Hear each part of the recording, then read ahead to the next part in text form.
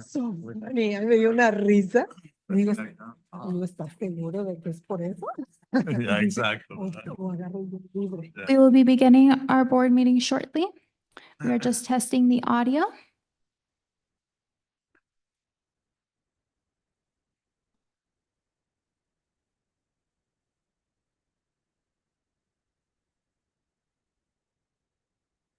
Upside down. Yes. That's there. He's got a. Never seen an umbrella like that You can before. play it on the. My mind is blown. Maybe they're gonna do it maybe after the whole thing is done. Tiene cuando empezó la construcción y todas las hacen bien rápido. I heard it's really cool. Oh, I haven't seen it, but it's like. nice. Ay, así está.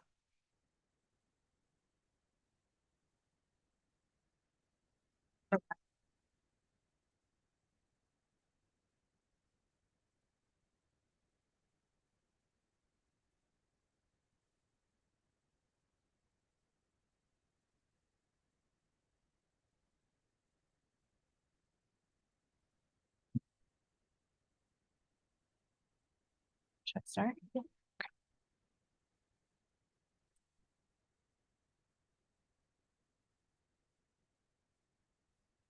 Okay, we're going to reconvene to open session at 6:02. Please be advised that a recording may be made at the direction of the board and that the recording may capture images and sounds of those attending the meeting.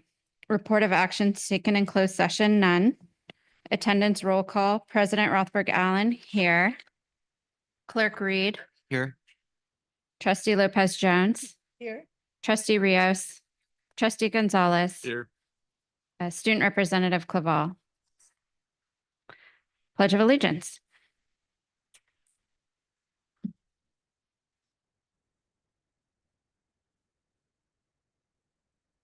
Pledge allegiance to the flag of the United States of America and to the republic for which it stands, one nation, under God, indivisible, with liberty and justice for all.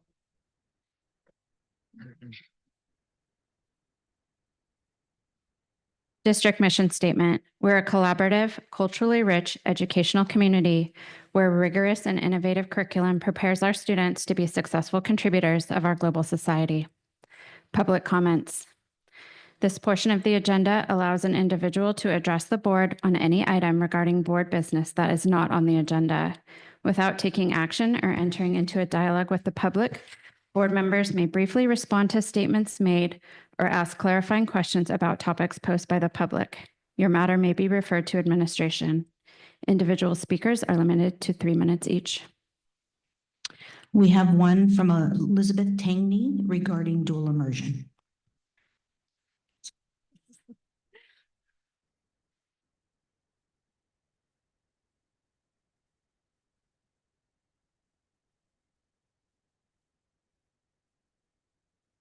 Good evening, everyone. I am here to advocate for dual immersion, a program in Calistoga schools. A committed and growing group of parents strongly believe that this is the best educational approach for our children. There are many other parents who are interested in this opportunity, but they need more information. And I'd like to consider 2 key questions. How would a dual immersion program work in Calistoga? While a dual immersion program has not been approved or fully defined, there are several likely implementation details. Calistoga could choose to convert one of the 3 grade level classes into a dual immersion track. Parents would have the option to enroll their children in the program or remain in an English track only. A phased approach should be taken, starting with the younger grades, TK, K, and first, then expanding 1 grade level each year until 12th grade. This gradual rollout would ensure a smooth transition for both students and teachers. Calistoga has resources to hire additional DI teachers and potentially offer financial incentives for current teachers to obtain a DI certification. The district could also provide support and resources for educators who choose to take on this challenge. Additionally, many successful DI programs already exist, meaning the curriculum and classroom materials could be readily adapted to Calistoga. I'd like to take the opportunity to urge the board and school leadership to define a Calistoga specific program, what it would look like in detail. Parents and teachers cannot be expected to continue to advocate for or debate an undefined program. It's time to have a clear discussion about the specifics to determine if a program is feasible and beneficial for our students. The second question I'd like to address is whether a DI program is the right choice for our students. At the last board meeting, the Calistoga Teacher Association rep, Matt Godinez, outlined concerns about DI program focusing on student representation, electives, class sizes. He also presented data comparing English learner students across different schools. These are important considerations, and I'm encouraged that this has opened the door for a meaningful conversation with teachers. Calistoga is currently facing a declining enrollment, in part because families choose to send their children elsewhere. A DI program could serve as a compelling reason for local families to remain in the district, ultimately strengthening our community representation and stabilizing enrollment. A stable student population directly benefits elective course offerings. At present, electives are being cut due to insufficient student interest, as seen with the recent French at the high school. A well-structured DI program could help sustain and even expand elective options. Regarding class size, the district has the ability to cap out-of-district enrollment, ensuring that class sizes remain manageable. A thoughtfully designed DI program could provide students with the benefits of bilingual education while maintaining balanced class sizes and school resources. The data presented last month comparing Calistoga's EL students to other schools in California is a starting point for discussion, but is not sufficient to determine the effectiveness of a DI program. To accurately assess the challenges or successes of such a program, several key factors must be considered. The structure of the DI program. What model is being taught? A 90-10 immersion program where 90% of the day is Spanish and 10% is English, or 50-50? It would have significant implications on English language acquisition. In the data presented, there's no background, and it's clearly shown in DI studies that before 8th grade, English learning can track behind standard English-only programs. However, beyond 8th grade, DI students outperform their peers in English and reading. Student performance in the partner language needs to be considered and is missing from the data presented. Were students above average in their DI language? Also, pre-dual immersion English learner outcomes. A snapshot comparison of the EL students does not give any indication of performance positively or negatively. What was the academic outcome for these EL students before the district implemented dual immersion? And has the dual immersion program improved student performance? School resource and funding. When comparing Calistoga to other schools with similar demographics, there's a crucial distinction. Calistoga operates as a basic aid district, meaning its funding comes from local property taxes rather than the state. Most schools with comparable demographics do not have this advantage. And as a result, Calistoga benefits from significantly higher per student funding, providing greater access to resources that can support successful dual immersion program. In fact, Calistoga receives 18 to 43% more funding per student than the schools referenced in the presentation. Calistoga teacher experience and compensation is another critical factor. The Calistoga teachers earn approximately 20% more than the teachers in the districts used for comparison. And a well-supported and well-compensated teaching staff can contribute to the success of a DI program. At the conclusion of Matt's presentation, I was encouraged to hear that Calistoga associated teachers prioritize equity and representation, students' emotional well-being, safety, security, and college and career opportunities. Our values are aligned, and a well-planned, well-supported dual immersion program will further strengthen these commitments. Thank you. Thank you.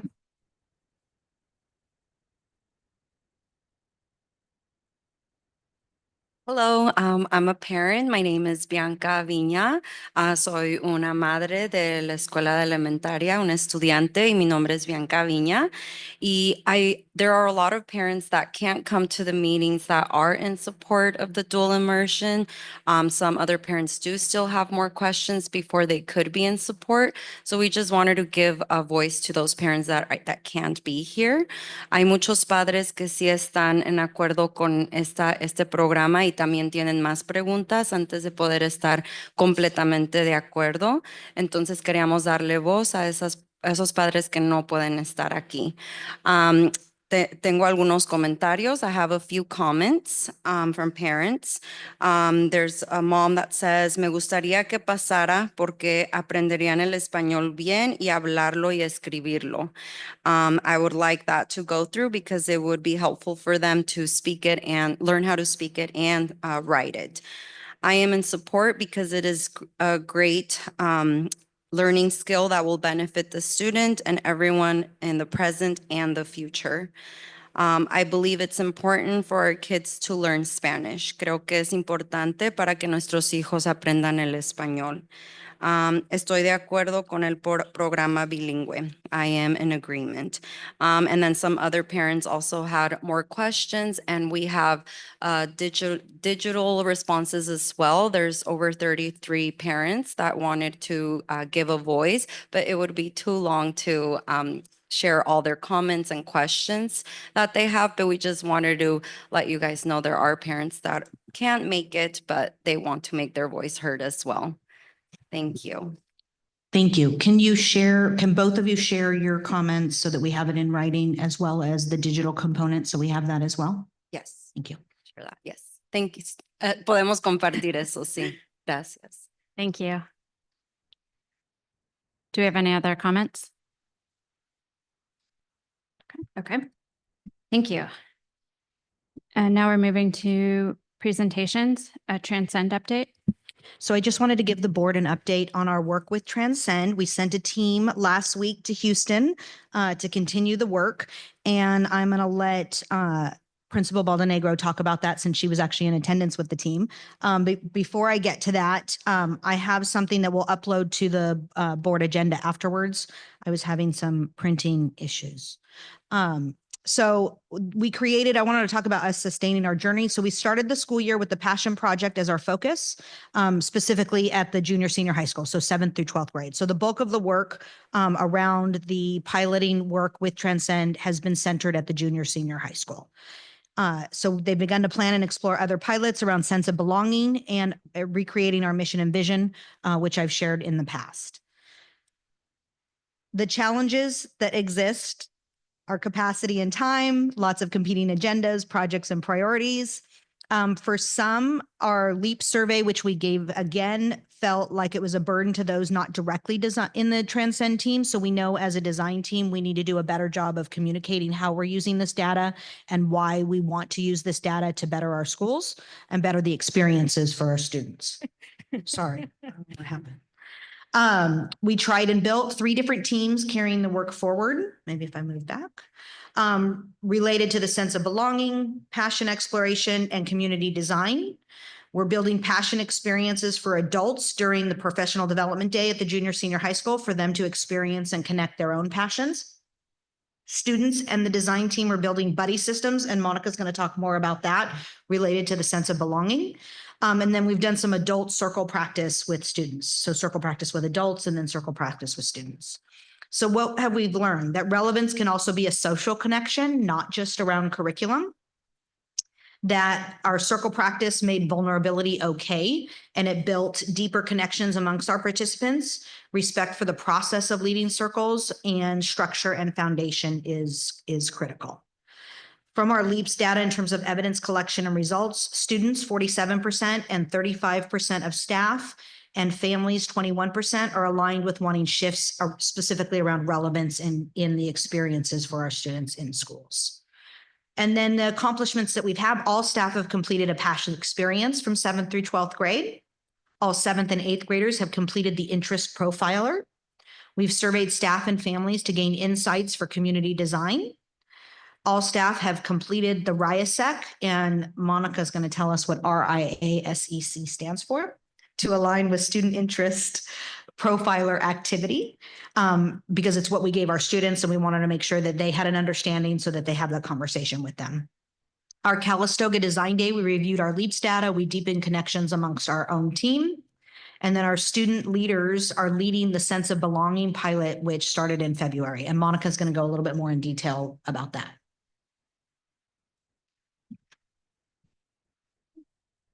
Test. Okay. I did write down there's a lot that happened in Houston. It was a really quick trip.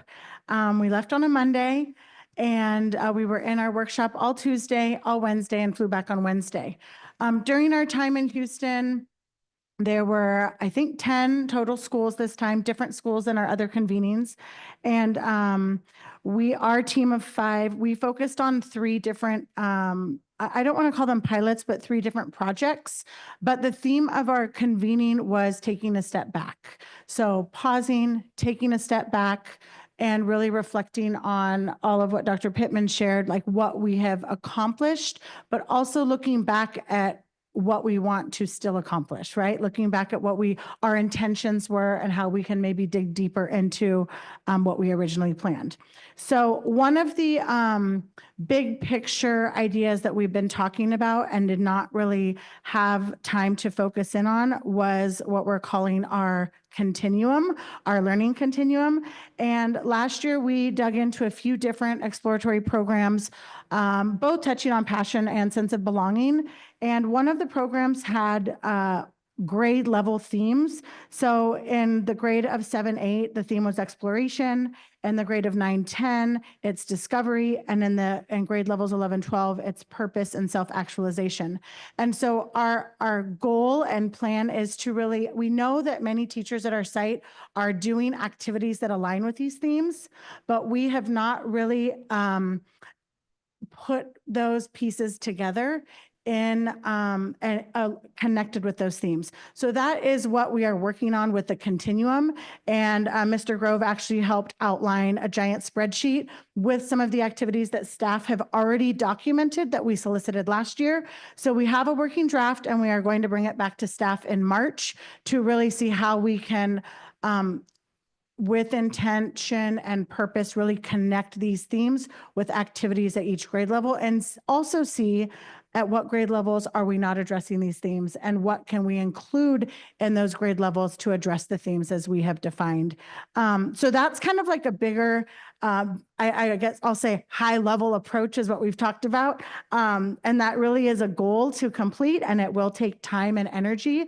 But I do think also in our conversations with the teachers on our design team is that even like one shift with a novel, like any novel that maybe a teacher in English is teaching, maybe that theme of exploration is there, but being more explicit and connecting it to that grade level could just be one more connection to help our students recognize like this is a goal for this grade level, and making it more evident in that grade level will help bring our learning goals together. So that's again our continuum. Our second project is around the Passion Project, which we did start last year. This year, our step back is really around the RIASEC codes. All of our 7th and 8th graders do take an interest profiler. And so what we are doing is we asked all of our teachers to take the RIASEC, and the RIASEC tells us what our interests or strengths are, the codes being realistic, investigative, artistic, social, enterprising, and conventional. So we asked our staff at our last staff meeting to do the survey, and then at our next staff meeting, which is tomorrow, we are going to engage in activity around the RIASEC codes, which we plan to ask a CAT advisory teacher or a small group of students to connect with us on how they connect with their RIASEC codes or do not, right? So I will speak for myself and say the results of my RIASEC codes were not what I expected them to be. I thought I was going to be more investigative, and investigative was not one of my top 3 codes, right? But what do I learn by this and looking into the descriptions of each of the codes? That's really what we want our students to have an opportunity to dig into and explore, because it may be a passion, it may be an interest, it may be a hobby, but where do we provide space and conversation around that? So that's what we're looking at with our Passion Project. And then the last project group is looking at sense of belonging. And this was really spearheaded by two of our students. And they've been working with 2 or 3 teachers.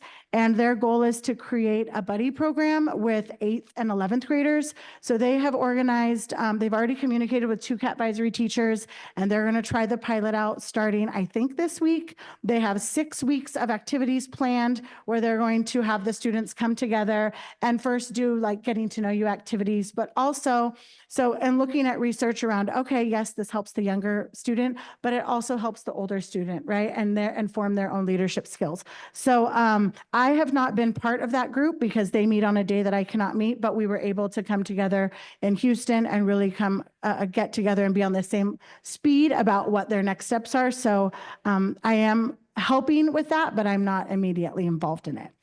So that concludes my presentation. Any questions? Thank you. Okay, next we're on to LCAP mid-year report.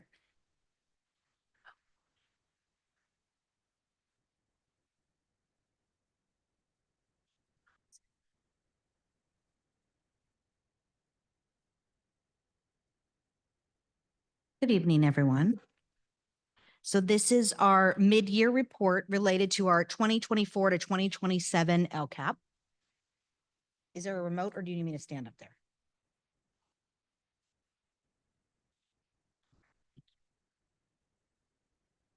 So just a reminder that we have 4 LCAP goals. Goal number 1 is related to academic achievement for all students. Goal number 2 is providing a safe and healthy and positive school environment. Goal number 3 is around increasing parent engagement and enhancing communication. And then goal number 4 is specifically related to Palisades because of our equity multiplier funds that we were receiving this year. So these are the metrics and targets for our 3-year outcomes. They are focused on college and career, which include our high school graduation rate, career and college preparedness, our A through G completion rate, CTE pathway completion rate, AP exam pass rate, and then our early assessment program.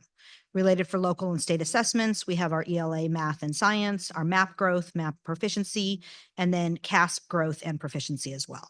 And then we also look at our EL progress, EL reclassification, and then we're required to look at Williams related to the number of teachers that are appropriately credentialed and assigned, as well as our materials that we have for our students.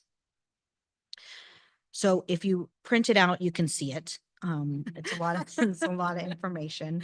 And so for our Williams, one of the things that came up this year, so pink means that we either decreased or we're not meeting our goal. Again, this is a mid-year update. Some of these will change over the remainder of the year, some may not. So for example, with our Williams Act requirements, our goal is for 100% of our teachers to be appropriately assigned and credentialed. Last year, we had 98.3 because we had one teacher that was an intern. This year, it's a decrease, but part of it is because the state changed how they looked at credentials. So a couple months ago, we talked about the fact that our 5th and 6th grade teachers are misassigned because they are multiple subject credentials, but they're teaching a core content. And so we will be working throughout this year for local reauthorization so that that number will go up, because we don't think that they are misassigned, but the state changed how it was being looked at. We have 100% of our students have access to standards aligned materials. And regarding our AP exam, 53.3% of our students enrolled in AP courses scored a 3 or better. This is slightly down from last year where we had 55.2, but some of our areas are increasing. For example, our Spanish went up to 95.8%, whereas the state is only 84.9. And then others have decreased. So for example, world history went from 71.4 down to 56.3. And so there's an up and down when it comes to our AP exams. And so this is our mid-year. This may change because, you know, we haven't done this year's AP exams yet. In relation to our CTA pathway completion rate, our goal is 90%. We have done better. Last year or 2 years ago, we had 55.8. Now we're up to 77.3. More students are taking CTE courses and completing the entire pathway. So that's an improvement, but our goal is at 90% of our students. So most of these, as you can see, we're getting towards our goal. We may not be meeting it, but we are making progress. And then our high school graduation rate went down, but again, we're focusing on our students and determining if they need support. Sorry, a little distracted. And then A through G completion rate, we're at 51.5%. And then for our early assessment program, we went down in ELA and we went up in math, and we went slightly up overall, but we're still slightly below what we want to be. Our EL progress, we went from 62.8% and 22.3% of students increasing at least one level or maintaining a level of 4 down to 54.9%, but that 54.9% is still above the state average, so that's a plus. And we want to be at least 2% over. So again, while we have met our goal, we have slightly lower data. The other piece to remember when it comes to data, especially about Calistoga, is because our numbers are so small that oftentimes 1 or 2 students makes a big swing in the percentage. So we just want to be mindful of that. In 22-23, we had 18.2% of our ELs were reclassified, and last year we had 27.3%, and our goal is 25%. And then long-term English learner rate went from 24.1% to 7.4%. And obviously we want to be less than 20%. So we want to continue to make sure that that number goes down. In regards to our local assessments, we're giving the map this week, so we don't have an update on that, but know that that's coming, and we'll use that data at the end of the year when we report out our results. State assessments. So we have done better in some areas and considering in relationship to our CASP EL growth. So sorry. We'll work on making it over multiple slides next time. And then our new data is around our LTEL data. And so that was first reported this year. That has not been reported in the past. For our CASP ELA achievement, which is the percentage of students meeting or exceeding proficiency, we have increased slightly in each of the areas, except we have decreased with our students with disabilities and our white subgroup. So we need to be mindful of that as well. And the same holds true for our CASP math achievement. And then for science, we've decreased in our ELs, our Hispanic, and our white students. In terms of how much money we've spent related to goal number 1, we budgeted 21 million, and up to January 31st, we've spent 11 million. So just over 50% has been spent towards this particular goal. For LCUP goal number 2, this is around a safe, healthy, and positive school environment. So we take the California Healthy Kids Survey. We also take the SEL survey. We look at our attendance rate, chronic absenteeism, suspension, expulsion, middle school dropout, and high school dropout. And I didn't change it, did I? I'm changing it online. Okay. And then we look at facilities, and we want to make sure we have an overall of good or exemplary at our sites. So for the California Healthy Kids Survey and our SEL survey, that's not given until March. So that's upcoming data that we will get. Our chronic absenteeism rate has somewhat gotten better, but not by the amount that we want. So while we're improving, it's not improving by the goal that we had of 3%. We still have a relatively high chronic absenteeism rate. And again, it's something that we need to address in terms of why are kids missing 10% or more of school, and how can we bring them to school? Our suspension rate increased. Again, part of this has to do with our low numbers of students. So anytime you have one incident that might have multiple students, but regardless of what the reason is, we're having conversations with our principals about what is the purpose of suspension, is that making a difference, and how can we improve behavior so that suspensions don't occur. Our facilities inspection tool, we always have a overall rating of good or exemplary. Last year was exemplary at Palisades. This year it's good. The minimum is good. The state really only looks at good. They don't look at exemplary. And then for both the elementary school and the junior senior high school, we were good. Sorry. And the junior senior high school was exemplary. For expulsion rate, we have not expelled anybody. That's a good thing. Still at 0. I like 0. Middle school dropout rate. They're not dropping out in middle school. Good thing. 0. High school dropout rate, we have decreased. We went from 4.9% to 4.5%. So that's great. Obviously, our goal is we we really don't want anybody to drop out, but our goal is mentioned that it's at, be less than 2%. And then our attendance rate, our goal is 97.5. And we've been having this conversation since COVID, that prior to COVID, we had a really high attendance rate. Our families came to school, our kids came to school, our chronic absentee rate was really, really low. But since COVID, there has been that shift. And so in 23, our attendance rate was 92.8%, which is one of the lowest we've had. So while we improved, last year we went up to 93.8. And as of January 31st, we're currently at 94.1. So we're on track to be higher than last year, which is great, and to continue to improve, but we're still we're not going to meet our 97.5. We budgeted $4.1 million, and so far we spent 2.1, or 52% of the budget, and we're in January, so that makes sense. Goal number 3 is related to parent engagement and enhancing communication. So this is the number of parental engagement opportunities that we provide, as well as partnering with the Napa Valley Adult Ed and Up Valley Family Center. Around the programs that they offer, and then our PK enrollment, and then our IEP participation rate. So for participation in PK, last year we had 72 parent graduate. We have not opened up this year's session yet, so that'll come later this spring. But our goal is that we have at least 75 parents graduate from PK. Parent participation in adult education classes. For Napa Valley Adult Ed, their tech class last year, we had 30. This year, we've only had 16. So there's been a drop in terms of parents reaching out to get support in tech. And so we don't know if that means they feel comfortable with it and they don't need any additional support, or if we need to do a better job of finding out what kind of tech support they need.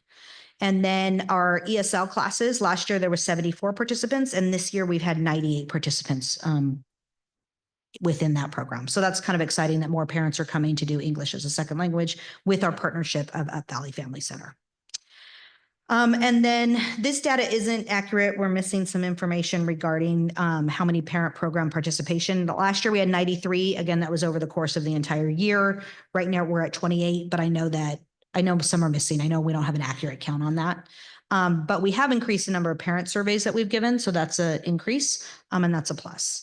And then parent participation in our IEPs last year was at 92%, and this year we're at 100%. So that's great, because we definitely want our parents to feel supported and be able to participate in those IEP conversations. For budget 3, or goal 3, we budgeted $369,000. We've spent $148,000. So we've spent about 40, and we've got 60% remaining. And then for goal number 4, which is related to Palisades, we want to say that by June of 2027, the attendance rate at Palisades will exceed 97.5, which is we want for all of our schools. While we increase the ratings of students on connection and community and whole child elements of the LEAP survey, they will also take the SEL skills survey. We have our Wayfinder Waypoints, which is a program that the teacher uses in that class. We're giving our LEAP survey and then our attendance rate. And so the SEL survey, again, we're not giving till March. Wayfinder, the goal is to take an average of 2 times a week for students to identify their current emotional wellness. And she is meeting that. She gives it at least twice a week. So this is kind of our baseline. So we want to make sure that continues through the end of the year.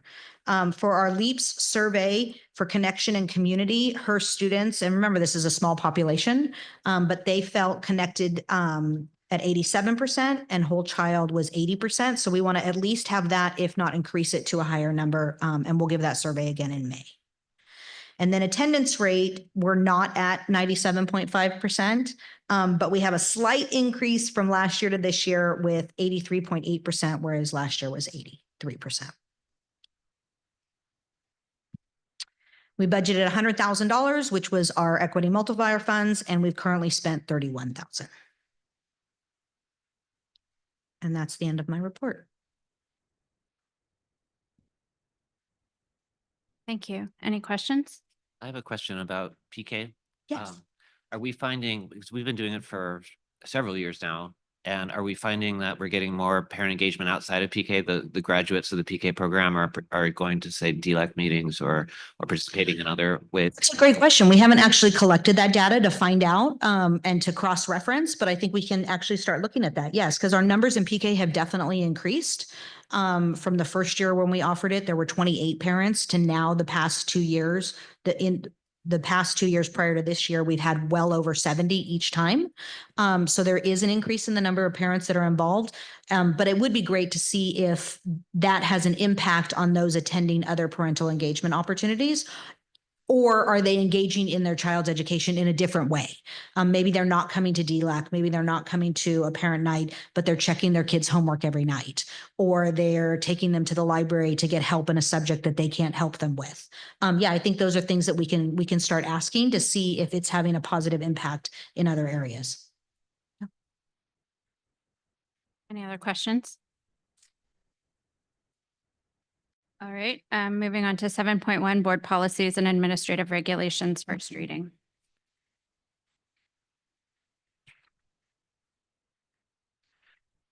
Okay, so we have some additional policies for a first read that are a result of the change to the Title IX law in 2024. No changes that we've made locally. These are the CSBA recommendations based on the Title IX updates, and we bring them for a first read. Any questions? Okay. Reports, 8.1, student representative. So our student representative, I'm sorry, tonight's not a good night for the microphone.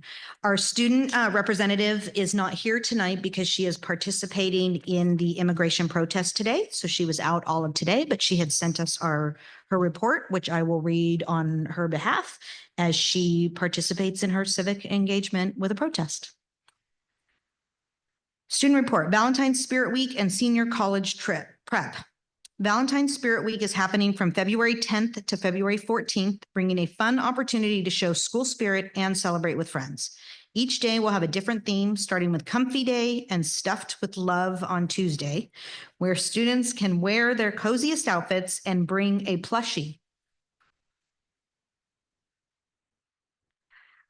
Wednesday is Perfect Pair Day, encouraging friends to twin with matching outfits. Thursday is Love Your School Day, so be sure to wear green and white to show school pride. And finally, Friday is Cupid's Colors Day, where everyone can dress in red, pink, or white to celebrate Valentine's Day. There will also be activities throughout the week, so don't miss out on the fun. At the same time, seniors are focused on scholarships and college prep as they move closer to graduation. Many students are in the process of applying for scholarships and receiving financial aid offers. With deadlines approaching, it's important to stay on top of applications and any necessary paperwork to ensure everything is submitted on time. While it's a busy season, there's still plenty of excitement ahead as seniors prepare for their next steps. Winter sports are also coming to an end this month, so let's encourage our players as they compete in their final games of the season. Our athletes have worked hard and they deserve all the support we can give. As winter sports wrap up, we also look forward to welcoming spring sports and cheering on our teams in the upcoming season. And that's her report. Thank you. Calistoga Associated Teachers.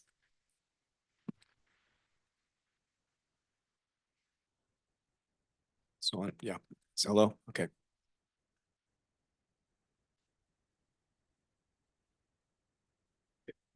Thank you. In the dual immersion Zoom meeting on January 23rd, it was announced that district personnel would be visiting more schools to observe dual immersion programs. How is it helpful to visit more schools that are like the ones that have already been visited and are not like ours?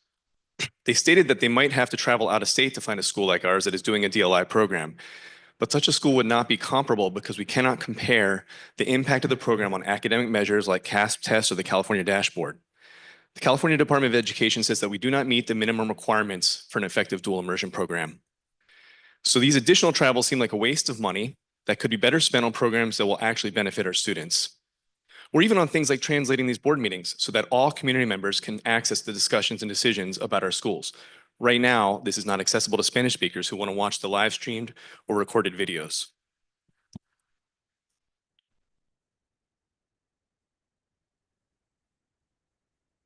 I think if you just use the arrow, Matt. It didn't work. I want to share additional important information that I've received since our last report. First, let's look at a 2015 study from Stanford University, which found that English test scores were lower through 5th grade and that reclassification for English proficiency was lower every year through 7th grade and possibly even longer because that was the highest grade included in the study.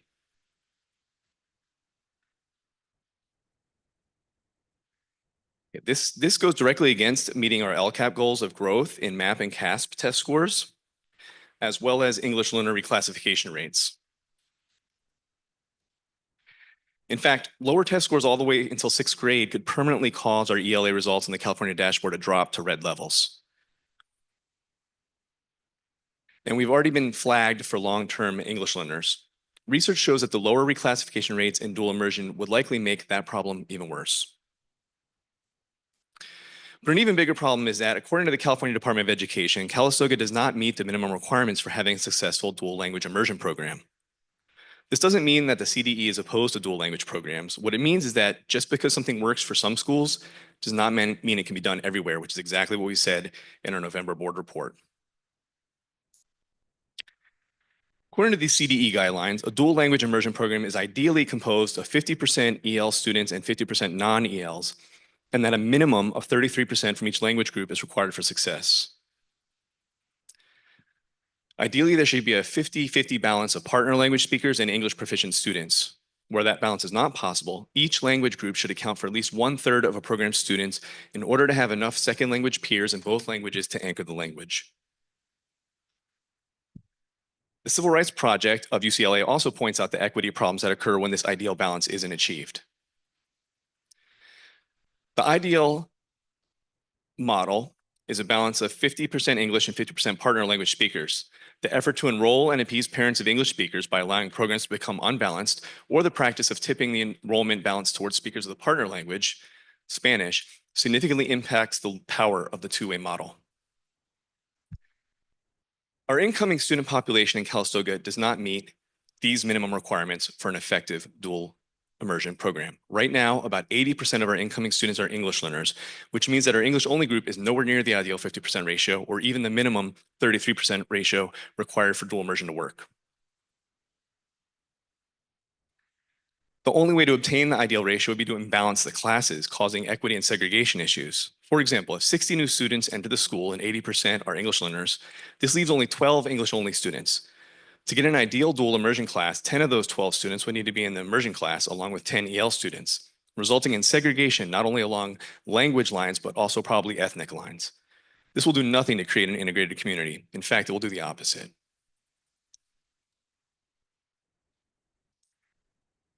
The reason we didn't look at the CDE's guidelines sooner is because we assumed the district had done their homework and completed this critical step. The district should have informed parents, teachers, and the board that dual immersion simply isn't possible in Calistoga because we don't have the conditions for an effective program. Instead, they put out question number 21 on last year's LCAP survey, which asked people if we should explore dual immersion. Why were parents asked if we should explore a program which, according to the CDE and other experts, is not a good fit for our student population? There are other problems with this LCAP question as well, and the district unilaterally added this to the survey without any input or feedback from teachers, after our data leadership team had already vetted and approved the other 20 questions. It asserts that dual immersion is a program in which students become bilingual, biliterate, and multiculturally competent leaders. This is problematic for a few reasons. At no point were parents informed that it would only be for future students and that students currently enrolled in our schools will not be able to participate. The other problem is it's presented as a promise that all students will achieve these results, which simply isn't true. While these may be the goals of dual immersion, it's not a guarantee that all students will attain this. In fact, when we look at the test scores, the majority of English learners do not end up biliterate because the state tests show that most of them are not proficient in English.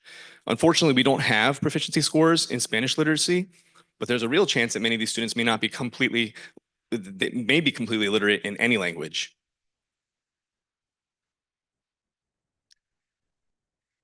District communications have resulted in confusion in parents in the community.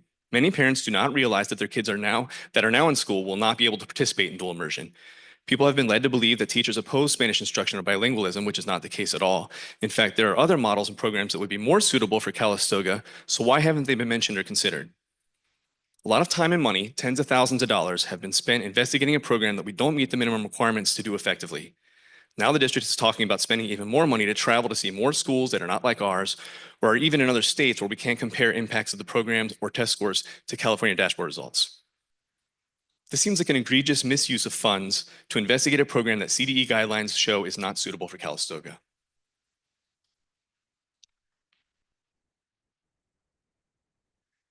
Anyone that says we should move forward with dual language immersion in Calistoga is saying that we should ignore the guidance of CDE and other experts and dedicate 14 years of time, energy, and money into a program that research says is only effective in conditions that don't exist here in Calistoga, or that they support segregation of students by language or ethnicity. Calistoga associated teachers believe that experts and CDE guidelines should be heeded when making important educational decisions, and we oppose segregation in our schools. Do you have any questions? I don't have a question, but I have a comment. And I feel like the communications between the board and Kat have gotten way off track. I'm not sure what the disconnect that's happening now, but from my perspective, a bunch of parents of this community came to us asking for us to explore possibly a dual immersion program, which the board has undertaken that exploration. We are all elected officials here, members of the community, and our constituents came to us asking us to look into this program, which is what we're endeavoring to do. We're spending money, yes, correct, but that's to meet the needs of our parents and our families that are, I mean, multiple parents and families have come to me asking to pursue this program or to look into it to see if it's feasible. I agree with you. I have questions. I don't know if it's feasible for our families, but I think we owe it to them to explore it and to see if it can work. And we're talking about such a nuanced situation where you're correct. There's no school like Calistoga. We have a lot of resources and we have a lot of differences from just looking at the dashboard. I don't think you can compare us. And so we are really making an effort to try to look at this and see if we can make this work. Can we do it? Maybe. Can we not do it? Maybe not. But I think we owe it to our families to go back and say, if we can't do it, these are the reasons why. We can't just say, nope, we don't want to do it. We want to really look at it and really explore it, because this is multiple parents and families have come to many board meetings asking us to look at this. So to me, this is our duty as elected officials to explore this. And when the communications from Kat to the board regularly are, we can't do it for this, and this reasons. We're going to we're cease and desist from exploring this. This feels very confrontational when it doesn't need to be. This is not the opinion of Kat. This is Well, the can I research that finish? Can I CDE has said. please finish what my communication is here tonight? We are trying to do the right thing here, and we'd like to do it with partnership with Kat. We'd like to hear your opinions. We'd like to hear from you how we can meet what these families want. And so can we please tone down the rhetoric and work with us proactively to try to hear what the parents want and meet what those needs are? I Can you appreciate that you're elaborate? exploring. Sorry, I appreciate that you're exploring. I agree that if parents come to you, you should explore things. That exploration should have started by going to the California Department of Education guidelines and following their advice and communicating that advice to parents, which was never done. Yeah. So I'm going to allow, you have a board report, they as the board, this is their meeting, they get to ask questions. And so I'm going to allow, this is not meant to be a back and forth. Sure. But I am going to clarify one thing in that the CDE gives guidance. They have not said that a dual immersion program has to look one specific way. I actually had a meeting with Dr. Gondara last Wednesday, who is the executive director of the organization that you referenced in there, to talk about what are the benefits and not. And to her point is the same as Stephanie's point in that these programs and these issues are nuanced. And so therefore, yes, there is an ideal situation, but there are ways for us to investigate and figure out if we can or cannot. And the board may land on a no. The board may say, it is so nuanced, we cannot do this. But we cannot just go in immediately and say no, just because the CDE has said this is an ideal situation. I've spoken with CDE as well. And they have said that, yes, there are nuanced ways where you can go about investigating and figuring out. And if there are gaps, how do you fill those in? We may not be able to do that. But we aren't going to know that if we don't ask the questions and we don't talk to people. So the point that I want to make is that is a recommendation. There are lots of recommendations. And there are also two sides to the coin when it comes to research. Yes, you pointed out some research. Our parent pointed out some research as well, that there is also the other side that says dual immersion is a viable program for students. We're just trying to figure out if it is viable for us.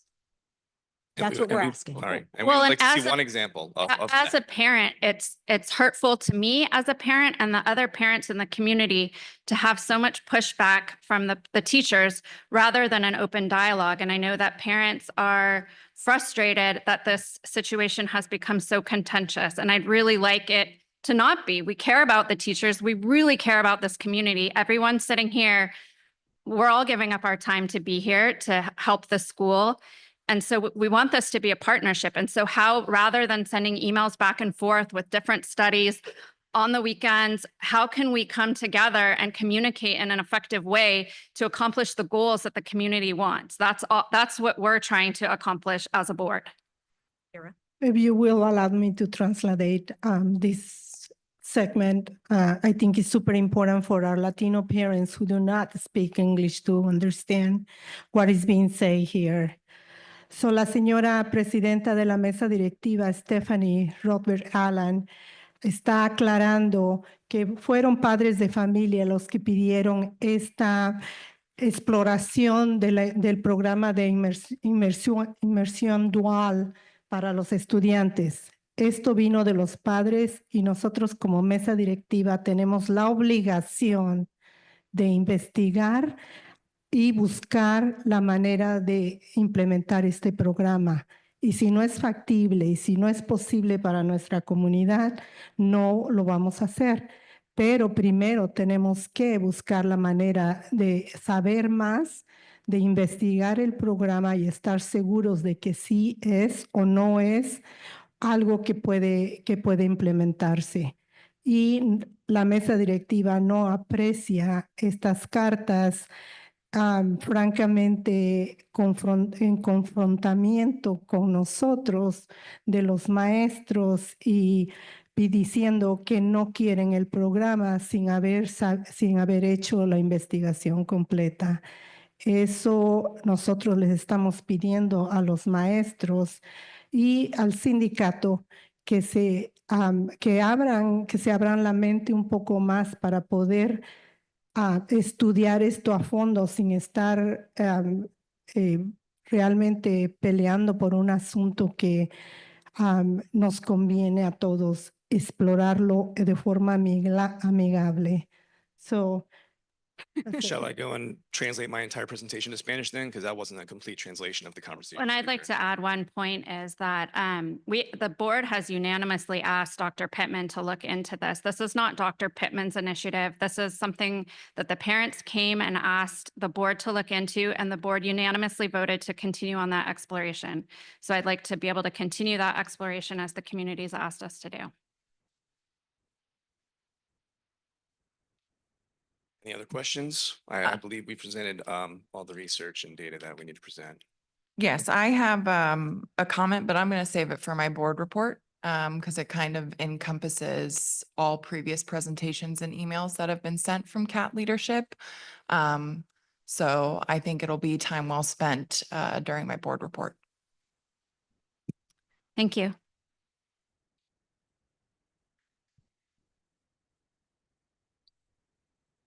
We're on to Classified School Employee Association. No report. Thank you. Calistoga Elementary School Principal.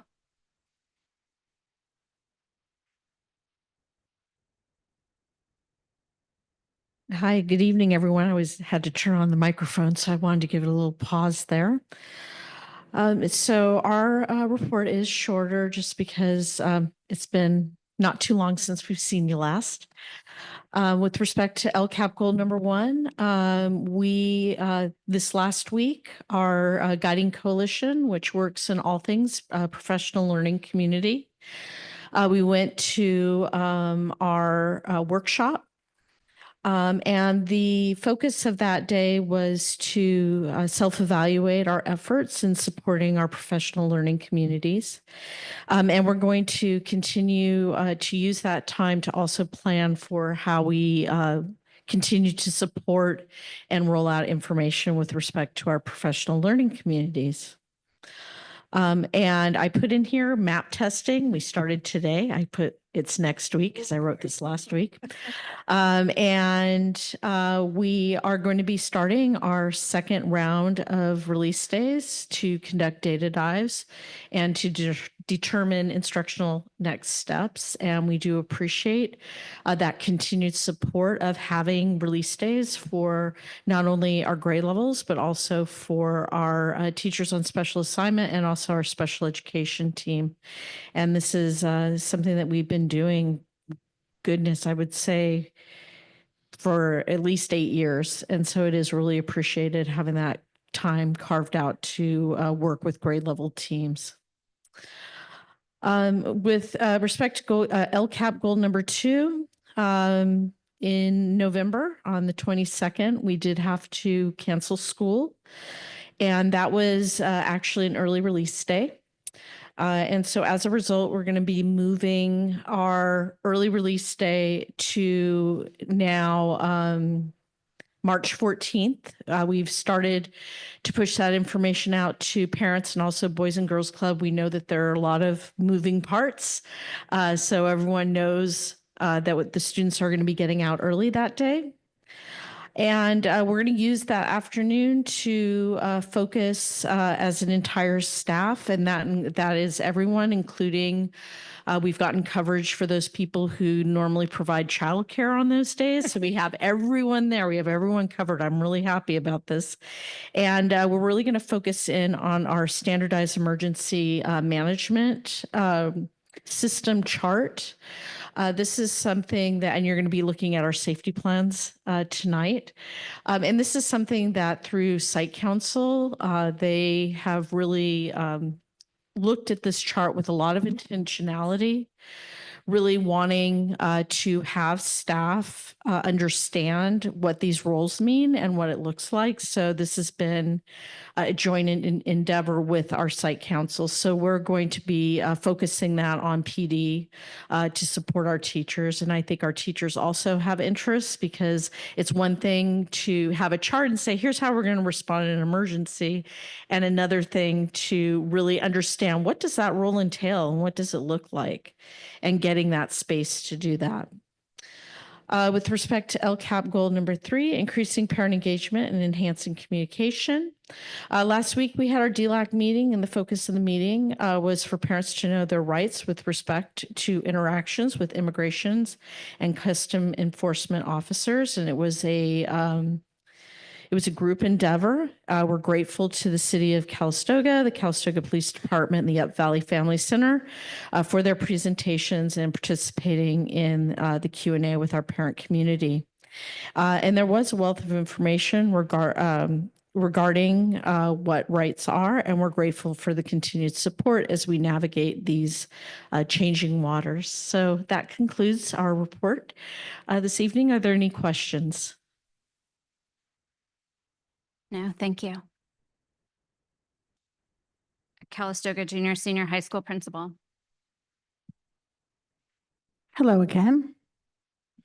I'm going to share around LCAP Goal 1, ensuring academic excellence for all students. CJSHS started the second semester with assessment planning for the spring, including MAP, which is starting tomorrow for us, and then LPAC, CASP, and AP exams. For MAP assessments, we will have a modified schedule, and students will report to their CAP advisory at the start of each day for the assessment. We are also exploring a similar model for CASP in the spring to accommodate for the time needed to complete English, math, and science assessments. Historically, we have taken more than 2 to 3 weeks to give the CASP assessment, and we've done it during class time. And so Mr. Burbank and myself have really dug into other options and models that are similar to MAP, where students go to their CAP advisory so that their class time, instructional time is not interrupted by the assessment. But so we're exploring that. We're going to review it with staff tomorrow. Additionally, we have also started to work on our master schedule timeline, including all documents and presentations that need to occur this spring and planning for the 25-26 school year. In regards to LCAP Goal 2, provide a safe, healthy, and positive school environment. We are excited to work with our new wellness specialist who will complement and help coordinate the multi-tiered services we currently provide. That person is scheduled to begin day after tomorrow, Wednesday. Additionally, through our Transcend work, there is a pilot that will be implemented, which I shared earlier during the Transcend update, with the two advisory sections paired together in preparation for a buddy system. I do want to add, they came up with an acronym. I believe it's PALS. And I can't remember exactly what it stands for, but I do know Aura is in there. They were trying to make it very kid lingo friendly. So I'll get the acronym and bring it back to you. Engagement and connection activities will be used to help create community with these two groups. We are also coming to close on winter sports and moving into spring sports. The athletic boosters are meeting. They actually held a meeting last week and elected officers to reestablish the booster club. I would like to add as well that we know that our field is going to be inaccessible this spring. And so we are looking at alternate options for graduation, and I want to make sure that our students and parents are part of that process. And moving to LCAP Goal 3, increase parent engagement and enhance communication. We do hold coffee with the principal the first Thursday of each month here in this NPR cafeteria. That will be this Thursday, the 6th. And we are also working closely with the Sober Grad Committee to support fundraising efforts to put on an amazing end of year celebration for our graduates. That concludes my presentation. Are there any questions? I do have one. Yes. I know that back in December, we had the presentation from this, from our student rep in regards to the math class. And I don't recall if last month we talked about it, but I would like to know how is that going? Are the students getting what they need and the teachers are getting the support they need as well? We did not talk about it last meeting. I believe we had the SARC that was part of our presentation. So I have checked in with the math teacher and several students. We did add an additional time for math tutoring before school on Wednesdays. So we have Wednesday before school and after school. And with some students, I've not talked to all students. Some students were pleasantly surprised with their semester 1 final grade. I think, I know the teacher did go through and look at each standard and replaced the standard that students mastered on the final, replaced that with maybe a quiz that they had taken prior in the year. So that did help, I think, several students' grades. I know also the teacher has spoken with students about retaking that first semester final, I believe at the end of February, and working on grade validation so that a second semester grade could override any first semester grade. So there is conversation around that. However, not much more apart from that. Thank you. The Director of Facilities, Maintenance, and Operations. So he is out. Really, the only change that has occurred between the last meeting and now in terms of his updates is we're moving forward with selecting a furniture provider. And so our next steps are, we have a meeting with them this week to talk about what that kickoff is going to look like. We're going to convene team of staff members, which include teachers, administrators, to think about what teachers want to pilot furniture as we think about how we want to rethink how furniture is used to enhance the learning environment in their classrooms. And we'll do pilots throughout the spring as we think about setting a standard for what do we want for TK kindergarten? What do we want for first and second, third and fourth grade spans? Because we know that the class room is going to look very different in our TK kindergarten classes than in, say, our 6th grade class or our junior senior high. So we're excited that we're ready to start moving forward, looking at furniture and how the utilization of furniture can enhance the teaching and learning in your class. Thank you. Director of Business, did anyone have questions? Director of Business Services. Good evening. I'm very grateful to be back at work. It actually feels like I've never left. I did miss everybody, and I cannot believe it's already February. I have some state budget updates for you tonight. The governor released his budget on January 10th for the 25-26 fiscal year. I attended the governor's proposal workshop put on by School Services in Sacramento a few days back. So I want to just go over some key points of the state budget. and the education budget for 25-26 that is proposed. Right now, that's looking like the COLA for next year for all those ADA districts is going to be right around 2.43%. Prop 98 seems to be under appropriated right now by about $1.6 billion. But the governor holds true to most of the dollars going towards instruction and learning. So hopefully that'll all get ironed out by the time the budget gets adopted.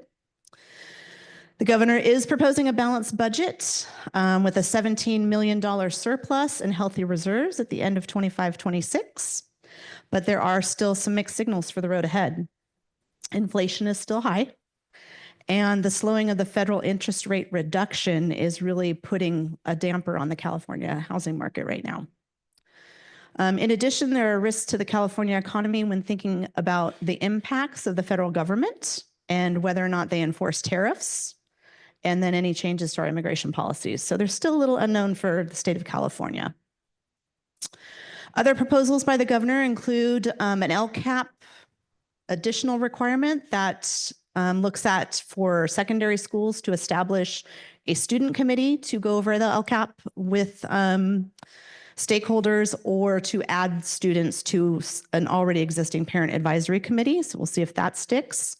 And then the other proposal out there for the LCAP is that if a school district does not complete their LCAP, they will have all apportionments from the state of California withheld. So that's kind of scary to think about for some districts, including ours. We get other funding besides just our property taxes, right, that are state-funded programs. 25-26 year begins a 10-to-1 ratio for our TK students. This comes with a proposal for more funding under the LCFF TK allotment, of which our district does not get any of that money because we are a community-funded school district. We have to come up with our TK dollars all on our own out of our property tax revenue. The ratio in this year was 12-to-1. Next year it's going to 10-to-1. So we have to make sure we have that staffed 10-to-1. We can use paras to do that staffing, but obviously there's an additional cost for us in all of that. There's a proposal on the table for one-time discretionary block grant dollars. Use of these dollars could go for professional development in literacy and/or math, as well as addressing rising costs within a school district. So we'll see if that comes to fruition. And then a couple of years back, we received some one-time funding from the state. It was called Learning Recovery Emergency Block Grant Funding. Part of the budget this year told districts that if you didn't spend all that money by June 2025, that your district would have to do a needs assessment for all your students to figure out how to spend the rest of that funding that was remaining. Well, I budgeted that we would spend all of it and we wouldn't have to worry about doing a needs assessment. But there's money left over in that pot. And so the governor has instructed all districts that every district is going to get more money next year. And so every district will need to do a needs assessment going forward. So that's lovely news for us. Universal school meals is still on the table. So that's great news. And then extended learning opportunity program, or that's our ELOP program. We still receive and will still receive next year $2,750 per student for our TK through 6 students. And this funding does pay for our summer school programs and any other programs that happen before or after school, like tutoring. There are many, many more updates and initiatives. I won't go into any greater details than just those major ones tonight, but I will keep you posted as we get closer to June. And then the other thing, since I've been back, I had the opportunity to attend our North Bay Schools Insurance Group, which is our JPA for all of our insurances, workers' comp, property, and liability. We had our annual strategic planning meeting last week. And so as a member of the board of directors for that JPA, it was a good opportunity to discuss the future of that insurance pool. And I want to just take a moment to acknowledge the LA fires. I know that thousands of people lost their homes in the LA fires, but there were also hundreds of schools that burned completely to the ground during the fires as well. There's thousands and thousands of students that are going to have find a new home for a few years until these schools get rebuilt. And obviously it's going to take years because when insurance and DSA is involved, it will take years. Most of the schools did not have insurance coverage that actually is going to pay for their full replacement costs. So once the insurance companies put their cost out for what they are going to help rebuild for, the school district is going to be responsible for the rest. And some of these schools had $60 million worth of coverage, but it's going to cost $150 million to replace the schools. All of that coming from our property underwriter at our strategic planning session, just saying that make sure when you're insuring your properties that you're insuring for that full replacement cost. Again, just a note of empathy for everybody in LA. We all kind of know what they're going through. And I want to make sure that when we do our appraised values, we are insuring ourselves for what we need to insure ourselves for. Just another note, North Bay offers many programs, workshops, grants, and to date documents that we can use to make ourselves run more efficiently and effectively as a school district.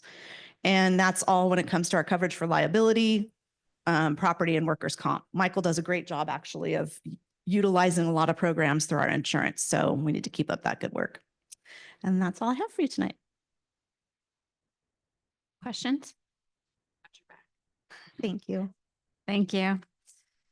Director of Educational Services and Human Resources. Okay, good evening. First of all, it's good to have Maureen back. Sitting here without someone to my right, lonely. In our office, Maureen's office is right across the hall. And so, yeah, we survived, but it was lonely and we survived, but we're really happy that you're back. All right. So I actually have a COVID-19 report for you tonight. This is the last one, I promise. Famous last words, yeah. Today marks the end, February 3rd, 2025, the end of the COVID-19 non-emergency standards. They were put in place in 2020 by Cal OSHA. This means that today our COVID-19 prevention program sunsets. The COVID rules for schools and employers sunsets, as do all the requirements therein, which we've been fulfilling for years. So what's next? Just some best practices that I'll share with our staff for COVID-19 and all infectious diseases, right? Stay home when you're sick. Come to work and school when you're not. Wear a mask is always a good idea, whether it's COVID or the flu, but you are no longer required as a staff member to do so for 10 days.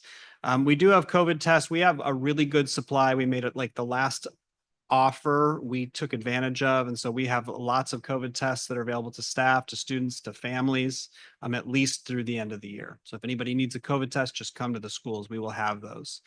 And I think this makes sense, and in the timing of it makes sense when you look at our numbers. We've had 8 positive staff cases this year. Last year it was 29. The year before that it was 35. The year before that it was 62, right? So we've seen the steady decline in COVID numbers, and this kind of normalizing it makes sense. It's not just going away because the date is here, but it makes sense too in terms of what we're seeing. I am going to just take a little walk down memory lane because I just can't help myself. You know, it's just an amazing thing that we lived through and that we persevered through, right? I think of school closures. We went home. Our kids went home. We shifted to Zoom instruction. I mean, who would have ever thought that we would do that? What our staff had to do, what our students had to experience. Vaccines. I remember in the early stages of vaccines, I don't know if you remember, there weren't a lot of vaccines that were shipped the county out to the counties, right? And I remember Erin like leveraging personal relationships that she had with people to get our staff vaccines. If she didn't have those relationships, we might not have gotten those vaccines for our staff, right? It was a very weird time. A mask mandate, COVID leave for our staff from the state, really from the district, 10-day quarantine requirements, COVID tests. We've received well over 10,000 COVID tests. Hiring staff, we created a new position with our school health technician, contact tracing, investigating positive cases to figure out where they started, where they came from, a closening of our relationship with Napa County Public Health, which is something we never really had. They would send out notices and information, but we developed a very close relationship with Napa County Public Health and to some degree the Department of Public Health. And we were more involved, I think, than any of us ever imagined in health and safety. If I knew now, I may have gotten a minor in college in something else. And what's next? Yeah, we still have ELAP dollars, right? For extended learning. Extra tutoring support will occur, expanded summer programs will occur. We will continue to try to provide extra learning as long as the state allows us to. Budget adjustments from the end of one-time COVID dollars. Beyond ELAP, there were a series of other dollars that came to districts following COVID that are expiring. I'm very proud of the way that our district budgeted those dollars. We are going to avoid reductions to staffing and major program reductions like we are seeing in neighboring districts. We're going to have to focus on chronic absenteeism. I shared in a recent report, we went from under 5% chronic absentee pre-COVID to 23%. And now we're at 18%. That's a far cry from 5%, right? And that's a lot of learning loss when kids aren't in school. We're gonna have to focus on academic achievement. I present on the dashboard every year, and what I say is we're making growth because we are making growth. But if you step back, we are not at our pre-COVID levels of proficiency from 2019, right? We've got a long road ahead, and there's a lot of work to do. I think one positive outcome we've talked about is the focus on student mental well-being and student mental health. That should continue to be in our focus. And lastly, I think focusing on our students who need the most support. When you look at the chronic absenteeism and the academic performance, that's not impacting all kids in the same way, right? There are certain students who are performing the same way pre-COVID, post-COVID, and it didn't really impact them. And then there are certain students who it impacted greatly. So I think we need to make sure that our attention, our resources, our strategies continue to focus on the kids who need that help. That's my last COVID report, I hope. And then lastly, tonight, dyslexia screener, just a heads up. There's a new law that will require us to screen all students in grades K-2 for dyslexia starting next school year. And we've been waiting. And then in January, the state released the 4 screening tools that they have approved that school districts can choose from as an approved screener. And we're way ahead of the game. So we have experience with 2 of the 4 screeners. We piloted Multitudes. We really kind of helped the state develop Multitudes as a pilot group last year and the year before. And then this year we switched to Dibbles, which is an assessment through the company called Amplify. So those are 2 of the 4 companies that are on the list. So we'll continue to have conversations as a team, but at some point the board will be required to approve a screening tool before June 30th. So I'll bring back a tool for approval with some more information, but just know that that's coming your way later this year. And that's my report. Thank you. Any questions? All right, Superintendent. So first, I want to report on thank you for sending me to this annual superintendent's conference. It was last week. Really great keynote speakers. We had Dr. Sean Ginwright, who wrote the 4 Pivots. I think he's spoken at one of our CSBA conferences before. So it was really nice to hear from him again and his research, and recognizing that as we think about how we're working with students and staff, that it's not about individual situations that have happened to them. That doesn't define a person. How do we envelop a person and support them in kind of the whole child mindset? And what are the 4 pivots you want to make as a leader and as an educator to support our students and staff? So it was really nice to hear from him again. We also had Dr. Tyrone Howard out of UCLA, and he gave a great keynote about what our role is as leaders, supporting educators. One of the things that I appreciated from him is we talk about wellness and that we need to have a balance. But if we aren't doing things to address what work is on the plate, then we need to continue to have that conversation. And then we had CDE Superintendent Tony Thurman come and talk about the changes that are happening in the state, as well as through the federal lens, and what we want to do to support our students in California. And that's what we're here to do, is to support our students regardless of what's going on across the nation. We have a privilege and a mandate to serve our kids and to make sure that they are safe and they are supported in a safe and supportive environment. Thursday is the Boys and Girls Club Youth of the Year celebration. So Thursday night, we're going to celebrate one of our students. I don't know who the student is yet. I will report back in March. We have our Citizens Bond Oversight Committee quarterly meeting next week. So to go over all the bond updates that we've had, and to our point last month that we're really excited. We are going to be breaking ground on the field this spring. I had a conversation with a staff member today who is from Napa, and her kids play soccer. And she was like, my kids were asking if there's a stadium at Calistoga because the Calistoga girls are really good in the city league. Maybe we can come up and play up there. And she was like, well, next year we will have a stadium. So that was kind of exciting. We have our winter Calistoga Community Schools Initiative Partner Meeting on February 19th, which you're all invited to. It's at 11:30 here. I'll send out another invite as we get closer. Our LCAP survey is being translated this week, and will go out next week to students, staff, and families.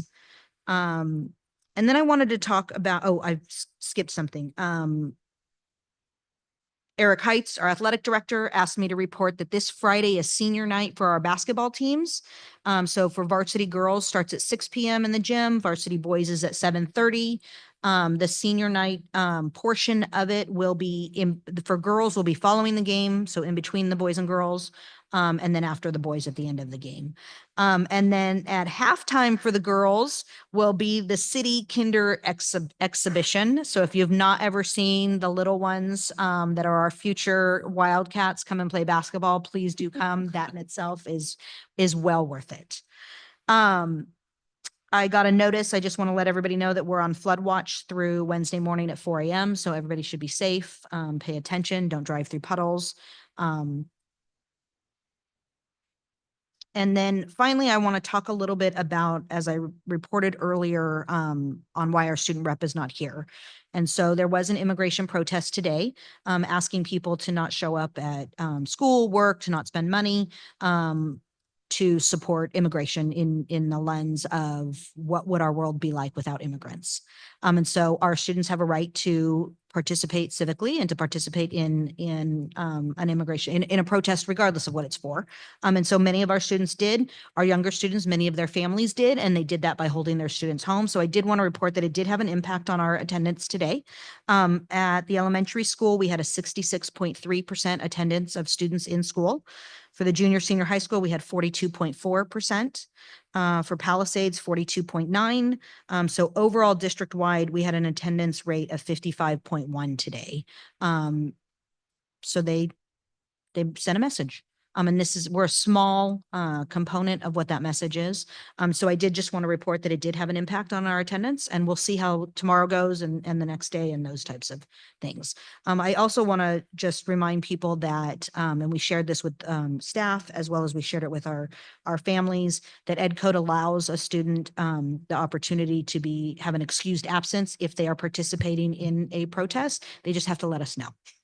So, and that's my report. Thank you. And I applaud the students and families that are taking civil engagement seriously. That's important. All right, we're on to the consent agenda. Actions proposed under the consent agenda are deemed routine in nature and will be enacted by one motion. There will be no separate discussion of these items unless any member of the board, the audience, or staff requests specific items to be removed from the consent agenda for separate action. Can I have a motion to approve the consent agenda as presented?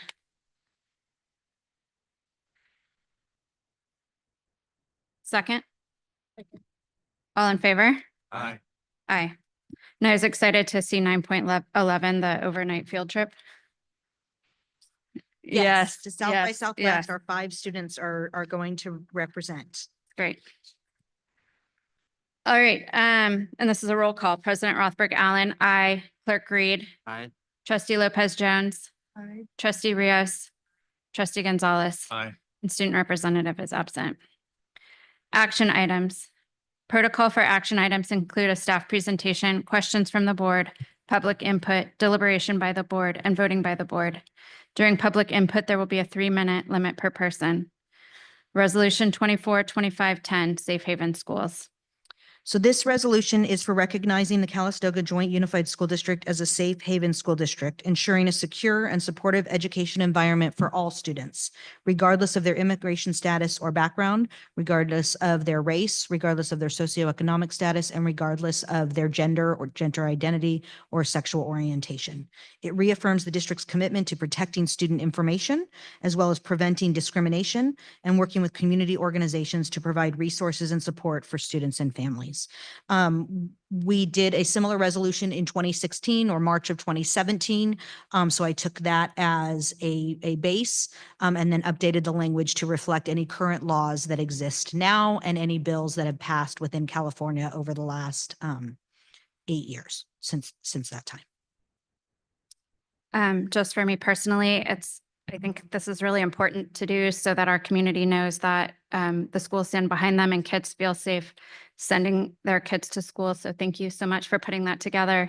My only comment is that trans and LGBTQ students are also under attack from this administration, and I would like to perhaps amend the resolution slightly to address that issue as well.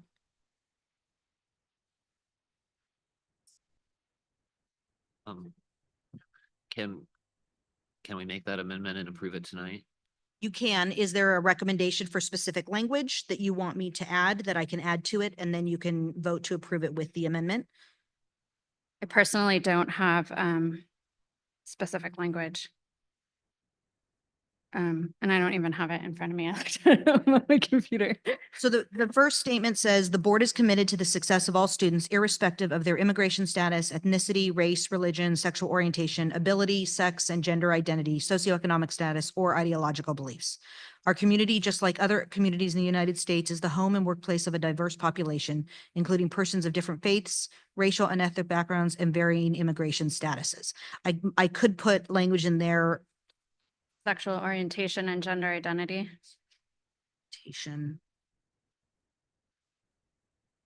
And gender Thank identity. you. Thank you.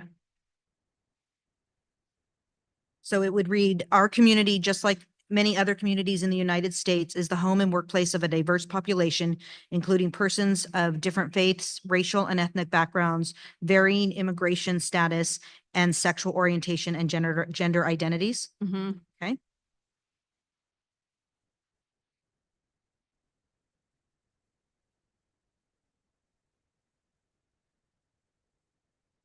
I think that there's the paragraph, it's a few down, where students and parents have expressed fear, anxiety, and confusion regarding the ability of ICE to enter the property of the district for the purpose of determining legal status.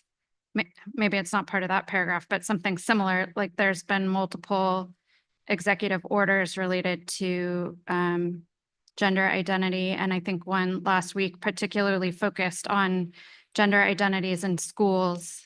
So maybe crafting something that addresses that specifically. So whereas students and parents have expressed fear, anxiety, and confusion, so leave the one that's already there and Yeah, and I add think a added add a something, second one that right, says, yeah. that same starting where they've expressed fear, anxiety, and confusion regarding the ability of the federal government to enforce laws related to LGBT. And I think it's like specific funding related Yeah. to.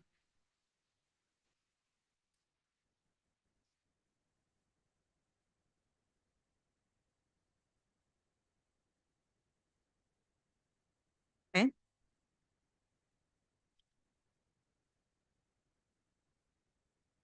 And then the rest holds true? Yeah, I think so. Okay, so so the resolution is in there. So what the motion is right now, and so we would need a second and then a vote, is to, in paragraph 2, to add, to take out the word and varying immigration status, and it would read racial and ethnic backgrounds, comma, varying immigration status, sexual orientation, and gender identities. Mhm. Then add a paragraph 1, 2, 3, 4, 5, 6, 7, in between paragraph 7 and 8, which would read, whereas students and parents have expressed fear, anxiety, and confusion regarding the ability of executive orders and federal laws related to LGBTQ plus. Yes, Okay, yes. so that's the motion. Yeah. So we would, and it's a motion made by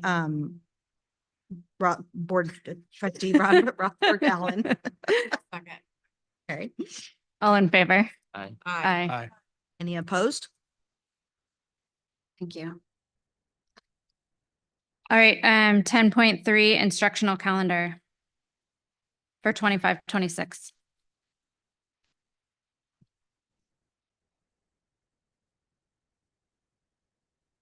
Okay, we bring the instructional calendar for approval. A little bit about the process. We meet as an instructional calendar committee. Committee is composed of certificated staff, classified staff, administrative staff. We look at the available calendars from surrounding districts and try to have some context for the decisions that we make, and then obviously our own history of our calendars and where we've placed days. And so from that, we bring you the recommendation for the 25-26 instructional calendar for approval. Can I have a motion? Second? All in favor? Aye. Aye. 10.4, 26-27 instructional calendar. Yeah, so we're bringing 2 years worth of calendars. I feel like, summer construction is become predictable. I think we know when we can have the campuses, and there's not going to be any, major impact in terms of the duration of summer. And so we bring another calendar for the following year to hopefully give some predictability to our parents, to our families and staff in terms of their planning and predictability. I have a question. In the previous calendar for Yes. 25-26, Yes. we went back to the 4-day weekend in February. Yes. And now for 26-27, we got the 2 3-day weekends. again. Yes. Do you want to know the rationale? There are different stakeholders that have different opinions about that issue. And so we have decided to compromise and do one and then the other. What you see here is actually kind of like for the past few years, we're kind of alternating every other year at this point. Yeah, to appease kind of the different parties and the different interests that exist. Fair enough. Can I have a motion? So moved. Second? All in favor? Aye. All right, board policies and administrative regulations. Yeah, these are the regulations we brought for first read last month. We've had no additional comment. We bring them back for approval. Can I have a motion? Second? All in favor? Aye. All right, 11.1 board member reports.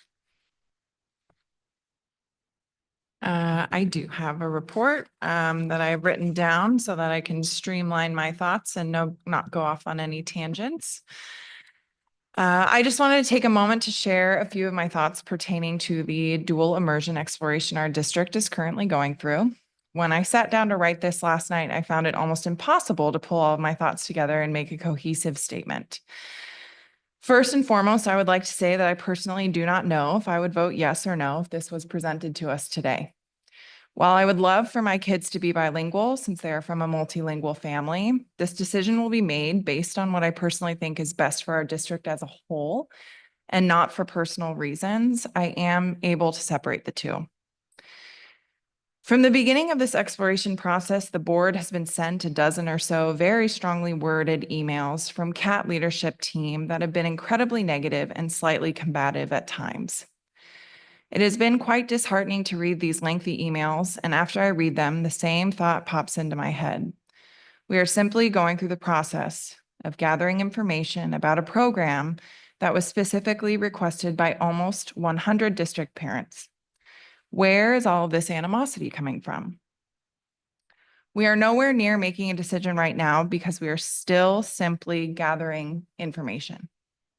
What I just can't wrap my head around is the fierce and sometimes angry level of opposition to the district simply gathering information.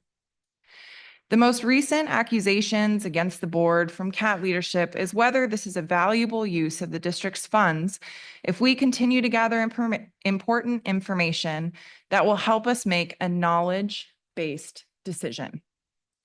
We have heard you loud and clear through every email and every presentation that CAT has made. While we respect your opinion, value your feedback and knowledge, and are grateful to have such caring and intelligent teachers to teach our kids, Don't you think that we owe the same respect to those who are vocally in support of dual immersion and do our due diligence? I know you all know that teaching is not one size fits all. Our district is taking the time to explore dual immersion programs, and learning from their triumphs and their mistakes could prove beneficial for us because we would have the opportunity to build a program for us. A program that works for our kids, community, and teachers alike. But decisions like this cannot be made without gathering information from both sides of the argument. I am deeply concerned by your implication that gathering information on dual immersion equates to supporting segregation within our student body. This assertion is not only outrageous, but also disrespectful and harmful. Your words have a significant impact. I urge you to please consider this carefully and remember the weight they carry. I want to remind everyone who is along for this journey to please remember that we are all here for the same reason, the kids. We all need to be mindful of how we move forward in this process and show our kids that there can be disagreement without anger. A difference of opinion in regards to dual immersion is not cause for disrespect. I personally value feedback and hearing from those who have opinions on the topic, and welcome any individuals who would like to chat or email about their thoughts or feelings about dual immersion. While I've received a dozen or so emails from CAT leadership expressing their very strong feelings against dual immersion, I know that opinion does not reflect the feelings of every single staff member. Although we were told at the last board meeting that CAT is actually not against dual immersion, the actions have spoken louder than that. I want to strongly urge those of you who have not spoken up or feel like you cannot speak up to please reach out to me or to all of us or to whoever you feel comfortable reaching out to. Whether you support the idea of dual immersion or you are against it or you're on the fence, I want to know. While I welcome diverse perspectives, I do not condone anger, animosity, bullying, or accusations that seeking information on dual immersion equates to supporting segregation. I hope we can continue exploring this option with open minds and an appreciation for all viewpoints.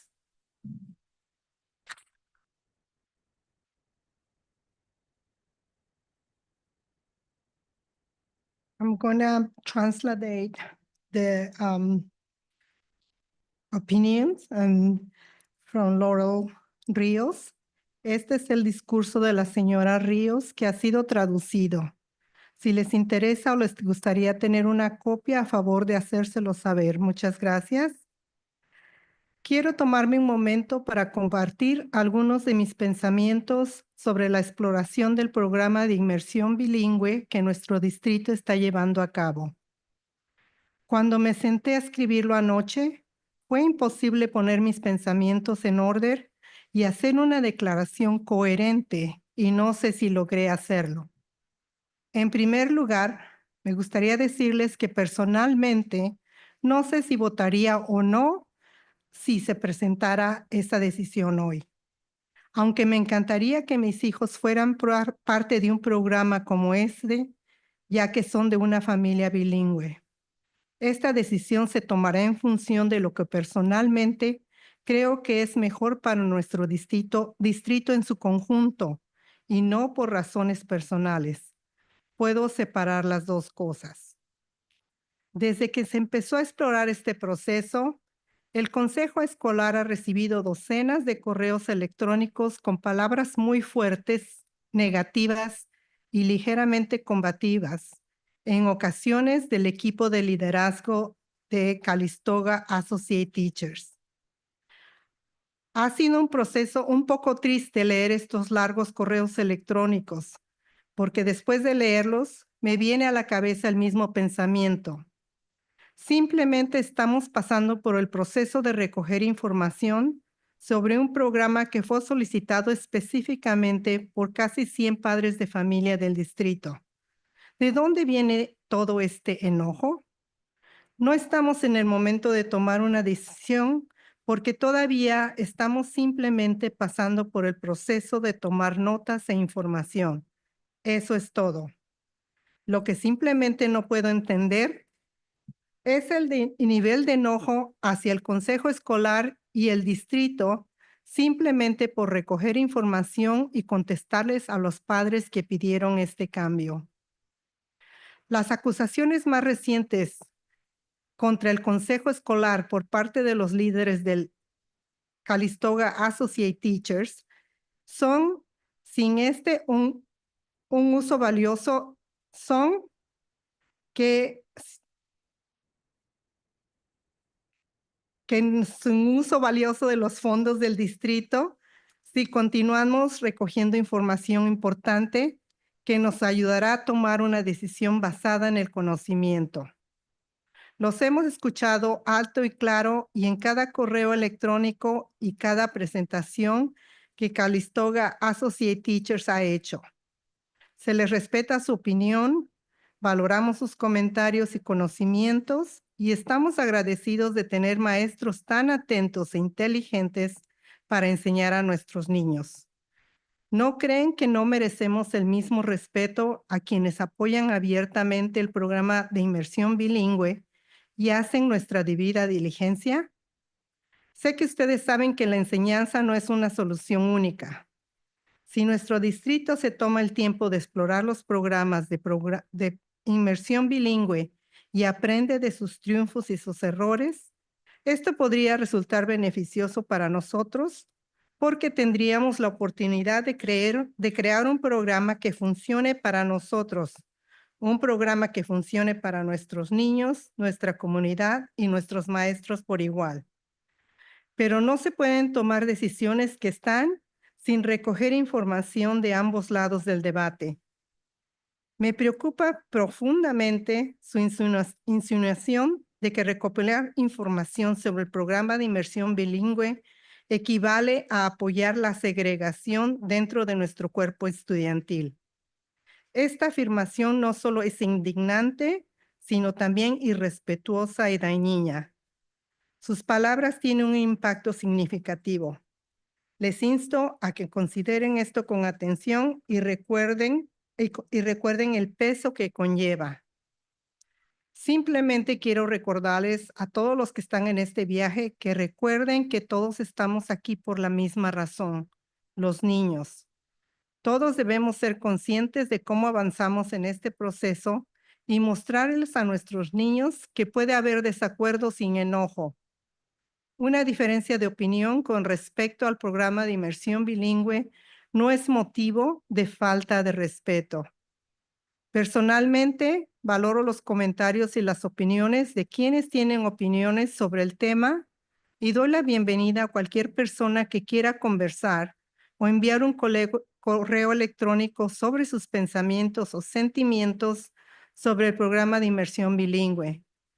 Si bien he recibido una docena de correos electrónicos de los líderes del Calistoga Associate Teachers, expresando sus sentimientos muy fuertes en contra del programa de inmersión bilingüe, sé que que esa opinión no refleja los sentimientos de cada miembro del personal. Aunque nos dijeron en la última reunión de la Junta de Calistoga Associate Teachers, en realidad no está en contra de la inmersión dual. Las acciones han hablado mucho más fuerte que las palabras. Quiero instar encarecidamente a aquellos de ustedes que no han dicho nada o sienten que no pueden hacerlo, a que se comuniquen conmigo o con todos nosotros o con quien se sientan cómodos de contactar. Ya sea que apoyen la idea del programa de inmersión bilingüe, estén en contra o estén indecisos, quiero saber. Si bien acepto diversas perspectivas, no apruebo la ira, la animosidad, el acoso o las acusaciones de que buscar información sobre el programa de inmersión bilingüe equivale a apoyar la segregación. Espero que todos podamos seguir explorando esta opción con mentes abiertas y apreciando todos los puntos de vista. Este es un mensaje de la señora Lauren Ríos. Thank you. Does anyone else have a board report? I just had one thing that I wanted to add. As many of you know, or maybe nobody else knows, I'm also the Calistoga representative to the Napa County Library Commission. My term just ended January 31st, so they'll be looking for a new representative. So if you know of anybody, but that was not my news. I was, but a plug. It's a great committee or a great commission. But Anthony Halstead, who's the director of Napa County Libraries, emailed me that every year they have a essay contest to honor Martin Luther King Jr. And this year, all the entries were from Calistoga. So he wanted to let us know. So congratulations to the district. And I think it's really exciting for us. They asked me to be a judge for the essay contest, and I obviously accepted.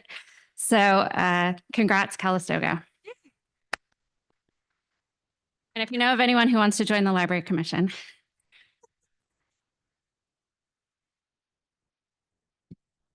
All right, board calendar. The next meeting is March 3rd. Tentative future agenda items. Oh, did we ever get a report on the homework study? Yes, yes. Did I miss it? Oh. No, I can give a quick update. So I think we have all the feedback we need, right? We've got staff, students and families, and I anticipate at the next meeting, I will bring you a first read of a policy. Oh, okay, great. Great. Sorry, back to the calendar. I'm unable to attend on March 3rd. There's a Oh. chance I can zoom in, but I'm gonna Okay. be out of state. All right. Well, if someone else can't attend, speak up so we have a quorum. Then no need to reconvene to closed session. 11.6, can I have a motion to adjourn the meeting? So moved. Second. All in favor? Aye. Aye. Thank you.